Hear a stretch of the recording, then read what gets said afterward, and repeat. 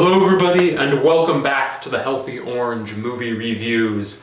I'm your host, Bennett Campbell Ferguson, and what you are about to see is a discussion between me and my wonderful fellow film critics, Patrick Belin and Alli Bolt, about our favorite films of all time. I hope you enjoy it. Okay, so this might be an obvious choice, maybe not, but I personally enjoyed this a whole lot, and I continue to do so. The Empire Strikes Back. Yes! Nice. More overlap! Yeah. Did you call that up? Yeah, I did, Okay. yeah. I don't know that I really need to say anything about where it stands in history, or I mean, without Empire, I think the whole Star Wars universe probably wouldn't even exist. No, it would not, yeah. I mean, Star Wars, A New Hope set the momentum, but it wasn't a thing yet. Empire, I would argue, is what made Star Wars a thing, because without Empire there wouldn't have been The Return of the Jedi, there would not have been the prequels, there would not have been merchandising and all this other crap. No. But in and of itself, I really enjoyed it. It was a great story. Even for my young mind watching it before, I mean, it was in this fantasy outer space setting, but at the same time there was just so much depth to the characters that even as a grown-up, I can watch it now and still really enjoy it for what it is. It's a very rare movie where they could, make it have such wide appeal, right, to so many people, and also the look of the movie is timeless. The way they set up the shots. Yeah, oh my God. God. Way they did the storyboarding, the screenplay. I mean, wow. I could still, I mean, if I were to get knocked over the head, go into a coma for 6 months and have no idea what a good movie is, I'll watch this again and it will snap me back and remind me what a good movie is. So this is a very strong film on my top 10. It's been on my top 10 for a long time. Nice.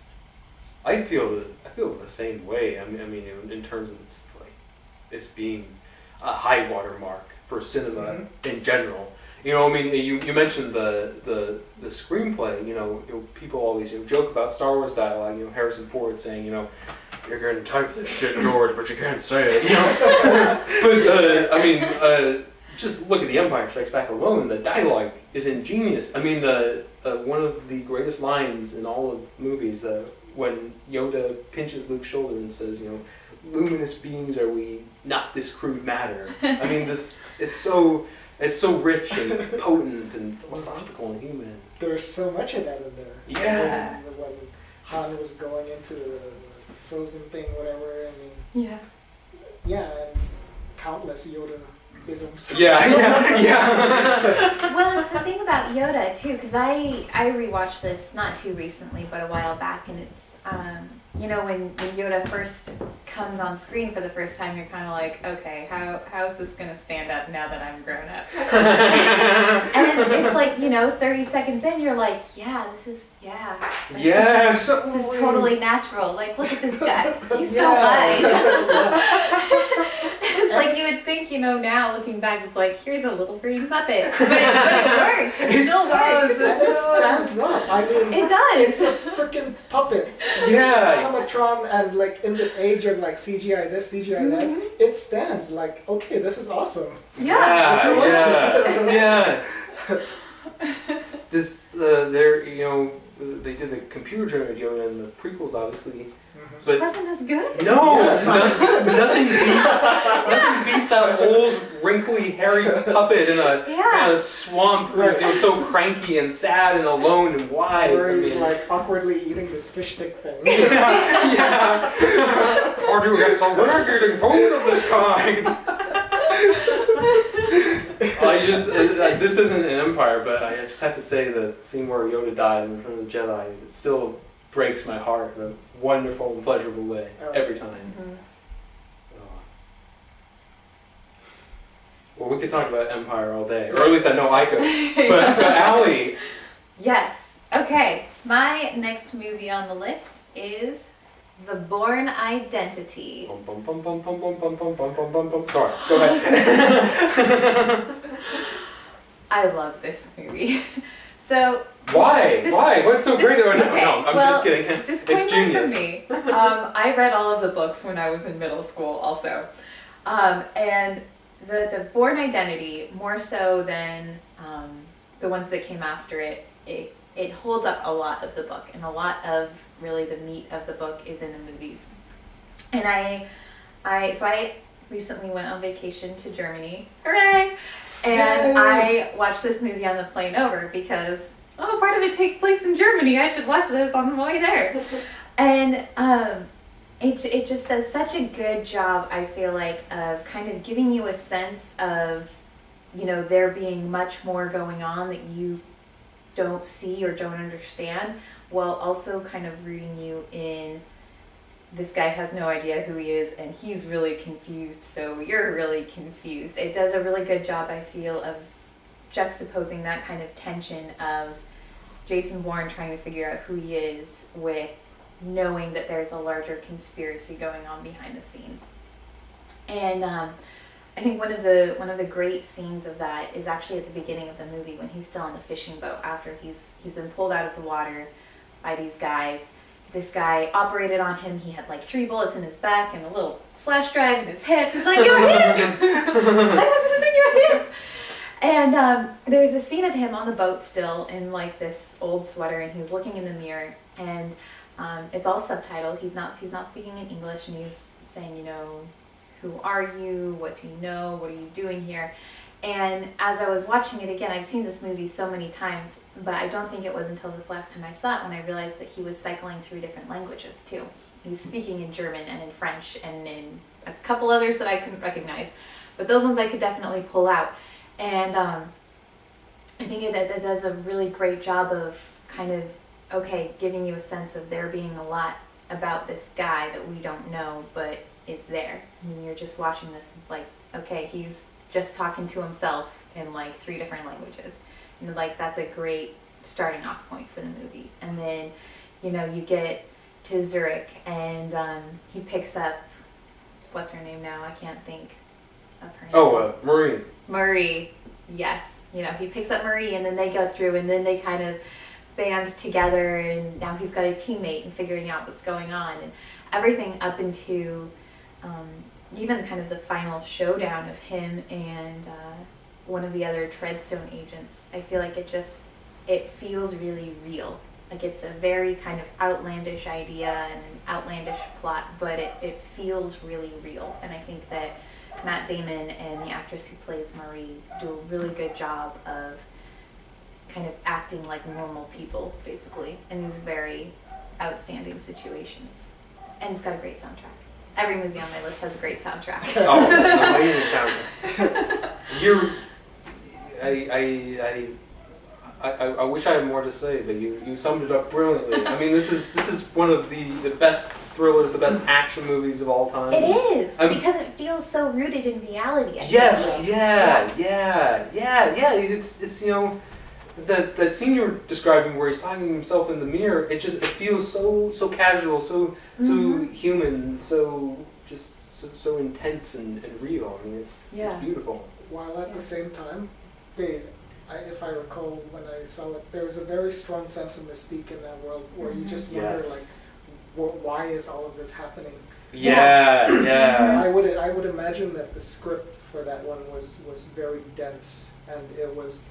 I think they got the novelist to at least consult on the script. Sure. Yeah. And there was a lot of. I could tell there's a lot of restraint on the side of the director and the screenwriters not to give it all away, to keep that sense of mystique to feed into the tension of the script. Yeah. So that's what I liked about that movie. As a juggling act, because they had the scenes back at Langland with Chris Cooper and Brian Cox, and yet at the same time you still do not know what's going on. You're still with Matt Damon and the dark. All right, I got a movie. Okay.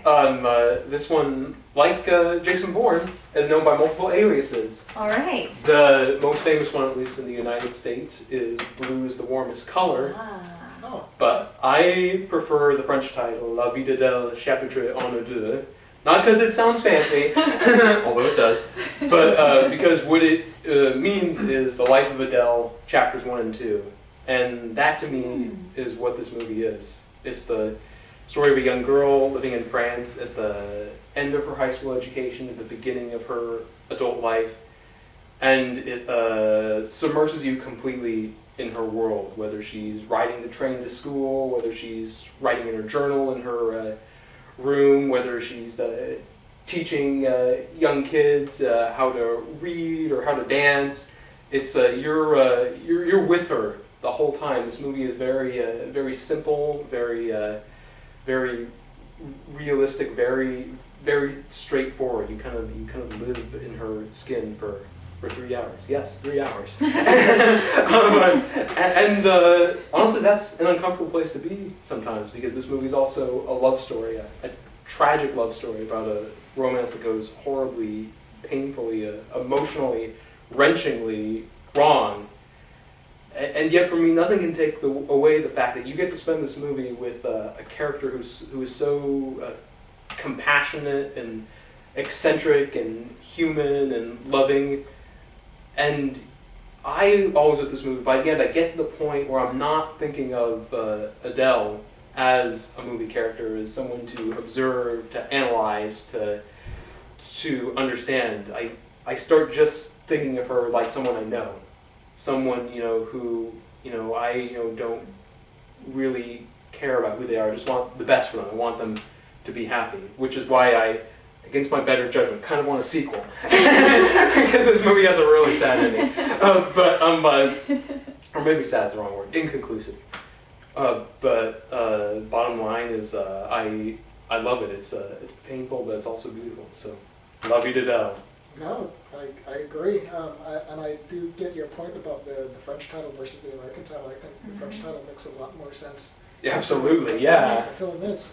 I don't know why they changed it. But, yeah, it's ridiculous. It's like, blue is the warmest color, because one of the characters has blue hair. It's like the stupidest thing I've ever heard. It's a dumb marketing shtick. Yeah. Anyway, I found that movie to be uncharacteristically, well, that's probably the wrong word, but very intimate. So intimate, a level of intimacy that I have rarely found anywhere else. Yeah. And this might sound weird to say, but the movie from beginning to end was so intimate that it brought you into Adele's world that I was actually uncomfortable watching the sex scenes. Yeah, it's a very uncomfortable thing to sit there. I mean, that sounds kind of weird to say, but I don't feel that way when I'm watching other movies. Obviously, there's sex scenes all over the place, but in this movie, I felt like, should I walk out of the room? I don't want in this, this is not my space. I have no business being here. So that was interesting. It was a very strong movie, actually. That's one thing. That's one thing with the movie. Like, it's so long that not just the sex scenes, but every scene is so long. If two characters have a random conversation, that conversation is going to go on for like 15 minutes. I mean, it's so quiet, but it's so intense, because if they, are staring at a person's face, listening to them, you have to stare at their face and listen to them, and that's, I agree, it is uncomfortable, and actually, when I saw it, I remember someone did walk out of the theater, and, while at the same time I was like, come on, you're watching cinematic mastery here. I get it, too, 'cause and the acting was very strong. Oh, this one. God, yeah. I mean, just the subtlety and the emotions. Yes. It's one thing to recite your lines and to say them forcefully, but to actually live the lines, to live the character. Yes. Have it actually come out in your pores, in your eyes, everywhere else. That's a different level of acting, and she nailed it. She did, yeah. It's crazy. Yeah. And she's not even gay in reality. No, she's not. No, yeah, she has a boyfriend, yeah. So that's pretty amazing. Yeah. She, one thing that she did so fantastically was there was this scene where, after they've broken up, they meet again, and, they start out with this forced conversation, like, how are you? What have you been doing?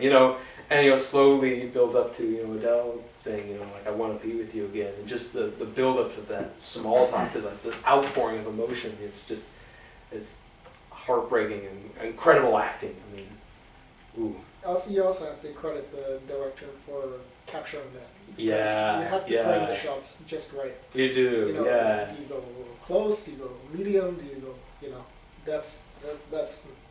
that's not an easy balance. No, It's trying not to at capture, all. that level of intimacy in the movie that he or she, I forget who, but that they were able to do from beginning to end in that one. Yeah. Of the director Abdel Latif Kashish. I mean, he had to like. There's a shot he got at the beginning of when she's asleep, and like he gets the camera like really close to her face, and it's really weird. Like her eyes are closed and her teeth are kind of exposed, and it's kind of an embarrassing shot. Yeah. He gets a lot of embarrassing shots but it's like that's the ability to get that is what is the difference between realism and the opposite. It brings a character out for sure. Yeah.